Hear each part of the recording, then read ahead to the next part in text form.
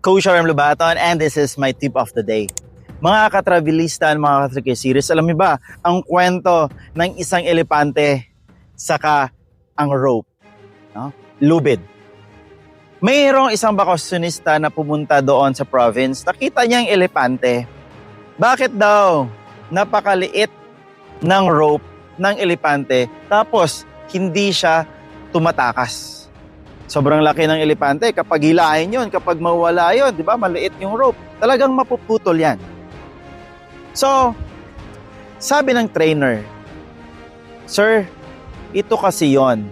Yung mga elepante na yan, nung bata pa sila, gintrain na sila na magkaroon po, gintrain na sila na ang lubid ay napakalaki, no, malaki.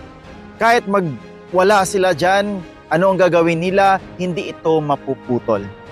So, time goes by hanggat lumaki sila, iniisip nila na kapag tumakas sila, hindi rin sila makawala. Yan. Ano yung lesson learned dito? Now, mga ka-3K series, ito yung takeaway ko. No? Yung mga elepante na yon, kahit kaunti lang, kahit maliit ang rope na iyon, hindi sila tatakas. Because nung bata pa sila, nilagay na dun sa utak nila, no? Na ito, hindi ka rin makatakas dyan, no? Kahit gaano mo kalakas dyan, hindi ka rin katakas. Kasi nga, dahil yon sa lubid na nakatali sa kanila. That is their belief. In reality, kahit pumuglas man sila, magsasayang lamang sila ng energies nila. So ngayon, live lang sila kung ano tinuro sa kanila. You know guys, it's better open yourself to the digitalization. It's better to open your mind kung ano yung bago. Huwag tayong manatili sa old practices natin. Because our old practices, will it not be applicable to today's reality? Tama ba ako mga ka-3K series?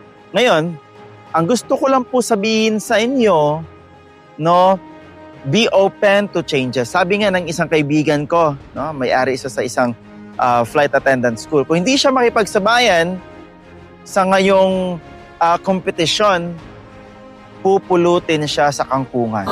So sinasabayan niya. Now, ano naman yung take ninyo sa maliit na rope na may malaking elepante? That's my tip of the day. This is Coach Arn Lubaton. Bye!